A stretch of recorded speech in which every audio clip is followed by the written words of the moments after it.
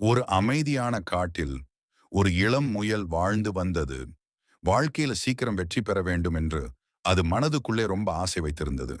ஆனா, எவ்வளவு முயற்சி செய்தாலும் உடனடி பலன் கிடைக்காத போது அது சோர்ந்து போனது. அதே காட்டில ஒரு ஆமை இருந்தது. மெதுவாக, அமைதியாக, யாரும் கவனிக்காதபடி தன் வேலையை செய்து கொண்டிருந்தது.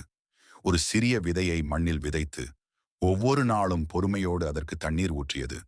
அதை பார்த்த முயல் சிரித்துக்கொண்டே கேட்டது. இப்படி மெதுவா இருந்தா எப்பதான் வெற்றி கிடைக்கும்? ஆமை மென்மையா சிரிச்சு சொன்னது. விதைகள் ஒரே நாளில் வளராது. முதலில் வேர் வளருது. அதுக்குப் பிறகுதான் மரம் வெளியில் தெரியும். நாட்கள் மெதுவா கடந்து போனது. முயல் ஆமையின் பொறுமையை அமைதியா கவனித்தது. ஒவ்வொரு நாளும் எதையும் எதிர்பார்க்காமல் ஆமை தொடர்ந்து உழைத்தது. சில வாரங்களுக்குப் பிறகு அந்த சிறிய விதை ஒரு பெரிய பசுமையான மரமாக வளர்ந்தது. அந்த நிமிஷம் முயலுக்கு ஒரு உண்மை புரிஞ்சது.